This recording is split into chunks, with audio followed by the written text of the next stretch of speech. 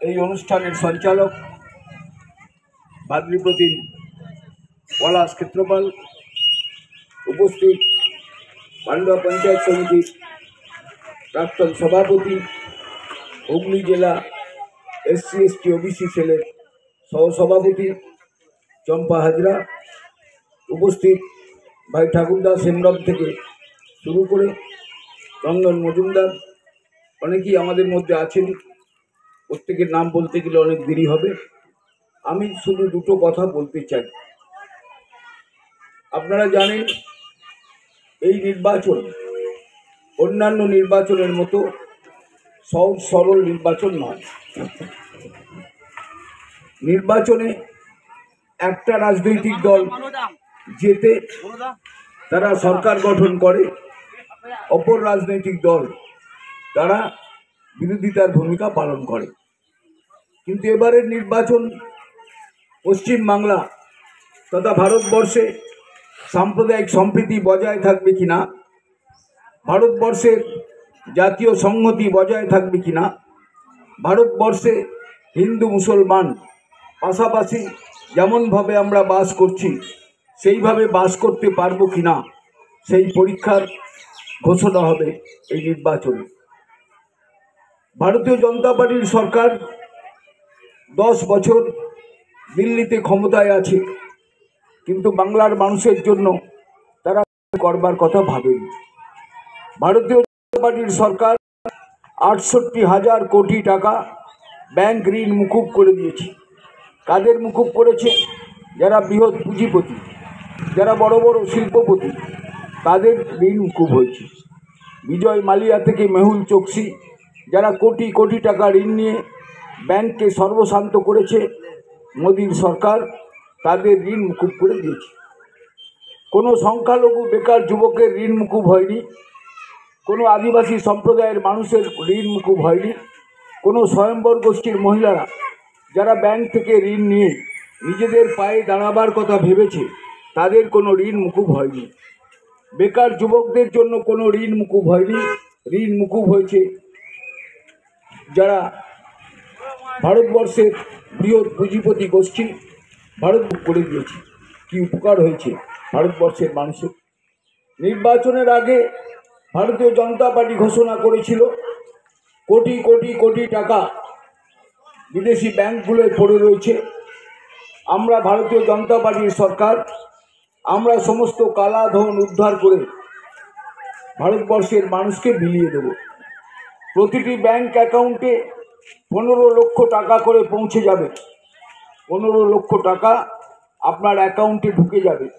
এই আশায়, এই লোভে অনেকে ব্যাংকের অ্যাকাউন্ট পর্যন্ত চালু করে ফেলেছিলেন, কিন্তু দেখা গেল না, 15 লক্ষ তো দূরের কথা, 15 টাকাও ভারতীয় জনতা পার্টির সরকার তাদের অ্যাকাউন্টে পৌঁছে দেয়নি।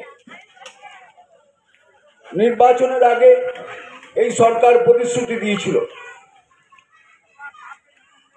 বছরে 2 কোটি বেকার যুবকের কর্মসংস্থান হবে।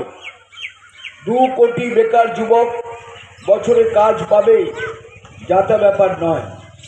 আবার 5 বছর হয়ে গেল, 2 কোটি তো দূরে থাক, 2 লক্ষ বেকার যুবকের কর্মসংস্থান ভারতবর্ষের জনতা পার্টি করল না।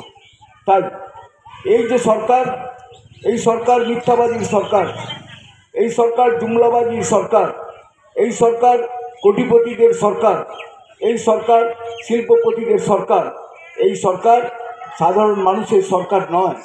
এই সরকার বেকার যুবক যুবতীদের সরকার নয়। এই সরকারের আমলে 1 পয়সা কৃষি ঋণ মুকুব হয়নি, 1 পয়সা মেহনতি মজদুর মানুষ পায়নি। এই সরকার চলছে। শুধু তাই নয়, বাংলার ক্ষেত্রে আপনারা দেখেছেন 100 দিনের কাজের টাকা প্রায় 3 বছর ধরে আটকে রেখে দিয়েছিল ভারতবর্ষের কেন্দ্রীয় সরকার। আবাস যোজনার টাকা তারা রিলিজ করলো না। আমাদের নেত্রী মমতা বন্দ্যোপাধ্যায় সেই 100 দিনের কাজের টাকার জন্য দিল্লির দরবারে হাত পেতে পেতে ক্লান্ত হয়ে নিজেরাই ব্যবস্থা করে রাজ্য সরকার 100 দিনের কাজের টাকা মিটিয়ে দিয়েছে। এবং এটাও ঘোষণা করেছেন মমতা বন্দ্যোপাধ্যায় সরকার যে আগামী ডিসেম্বর মাস থেকে এই বাংলা আবাস যোজনার টাকা তাদের অ্যাকাউন্টে পৌঁছে যাবে। ভাবতে পারেন ভারতীয় জনতা পার্টি বাংলাকে ভাতে মারতে চাইছে, কারণ এই বাংলা সাম্প্রদায়িকতার রাজনীতিতে বিশ্বাস করে না। হিন্দু মুসলমানের কথা বলে ভারতীয় জনতা পার্টি যেভাবে ভারতবর্ষকে শাসন করতে চাইছে, বাংলা তার বিরোধিতা করছে। কারণ এই বাংলায় সাম্প্রদায়িকতার কথা বলে লাভ নেই। এই বাংলায় হিন্দু মুসলমান আমরা একসঙ্গে বসবাস করি, আমাদের মধ্যে কোনো অসুবিধা হয় না। আমাদের এক কানে যখন মন্দির থেকে কাসর ঘণ্টার আওয়াজ ভেসে আসে, অপর কানে যখন মসজিদ থেকে আজানের ধ্বনি ভেসে আসে, আমাদের মধ্যে কোনো চিত্ত বৈকল্য উপস্থিত হয় না। আমরা বাংলার মানুষ, আমরা পান্ডুয়ার মানুষ। মহরমের তাজিয়া নিয়ে মুসলিম ভাইরা যখন পান্ডুয়ার রাজপথে শোভাযাত্রা করে, মুসলিম ভাইদের সঙ্গে পায়ে পা মিলিয়ে হিন্দু যুবকরাও তারাও রাস্তায় নামে, কোনো অসুবিধা হয় না।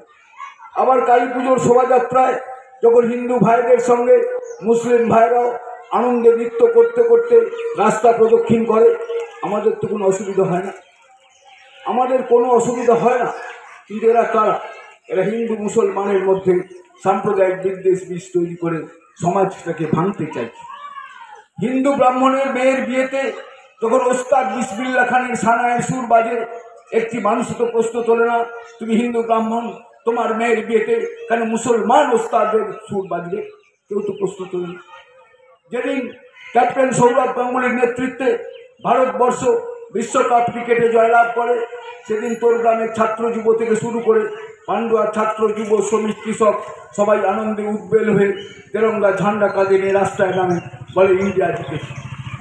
আবার যেদিন ক্যাপ্টেন মোহাম্মদ আজহারউদ্দিনের নেতৃত্বে ভারতবর্ষ বিশ্বকাপ ক্রিকেটে জয়লাভ করে, সেদিনও পান্ডুয়ার ছাত্র যুব শ্রমিক কৃষক সবাই রাস্তায় নামে।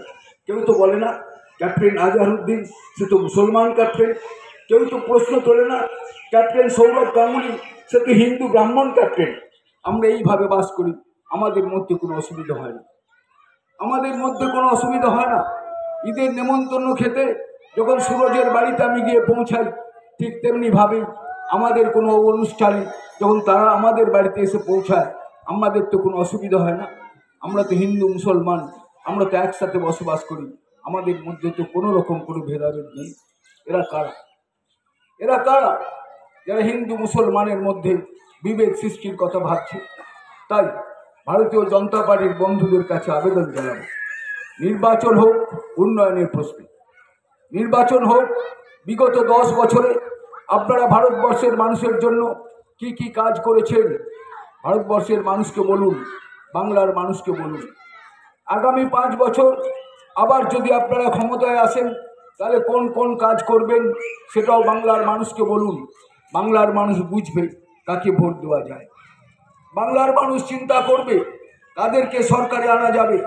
কারণ এই বাংলা সম্বন্ধে মন্তব্য করতে গিয়ে বহুকাল আগে মহামতি গোখেল বলেছিলেন, what Bengal things India things tomorrow. আমরা সেই বাংলার মানুষ। আমাদের মধ্যে এইসব সাম্প্রদায়িকতার কথা বলে কোনো লাভ হবে না।